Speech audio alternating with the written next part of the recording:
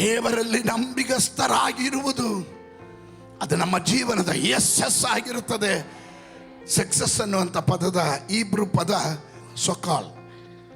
ಅದರ ಅರ್ಥ ನೀನು ಯಶಸ್ಸು ಆಗೋದಕ್ಕೆ ಕಾರಣ ದೇವರ ದಯೆ ಮತ್ತು ಅವನ ನಿರ್ದೇಶನ. ಆಮೇಲೆ ಏನಕ್ಕೆ ನಿರ್ದೇಶನ ಕೊಡೋದು? ನೀನು ಹೀಗೆ ಹೋಗು, ಇಲ್ಲಿಗೆ ಹೋಗು, ಇದನ್ನು ಮಾಡು, ಹಾಗೆ ಮಾಡಿ, ಹೀಗೆ ಮಾಡಿ ಗೈಡೆನ್ಸ್ ಕೊಡ್ತಾರಲ್ಲ, ಅದೇ ಈ ಸಕ್ಸಸ್ಸಿನ ಅರ್ಥ. ಏನೇನೋ ಸಾಧಿಸ್ಬಿಟ್ಟಿ ಅಂತ ಹೇಳೋದಲ್ಲಲ್ಲ ಯಶಸ್ಸು.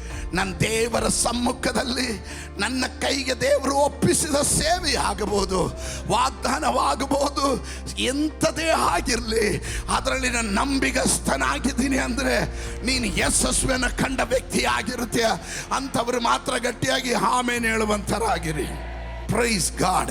ನಾವು ಯಾರು ನಮ್ಮ ತೋಳು ಬಲದಿಂದಲೋ, ಹಣ ಬಲದಿಂದಲೋ, ವಾಕ್ಚಾತುರ್ಯದಿಂದಲೋ, ಸಾಮರ್ಥ್ಯದಿಂದಲೋ ಅಲ್ಲ, ದೇವರ ಕೃಪೆಯಿಂದ ಅವನ ಕೊಟ್ಟಂಥ ಆಲೋಚನೆ ಮೇರೆಗೆ, ಅವನ ನಿರ್ದೇಶನದ ಮೂಲಕ ನಾವುಗಳು ಇವತ್ತೇನಾದರೂ ಯಶಸ್ಸು ಕಂಡಿರೋದಾದರೆ ಅದು ಆತನು ಕೊಟ್ಟ ದಾನವಾಗಿರುತ್ತದೆ ಎಂದು ನಂಬುವವರು ಗಟ್ಟಿಯಾಗೊಂದು ಆಮೇನ್ ಹೇಳ್ರಿ.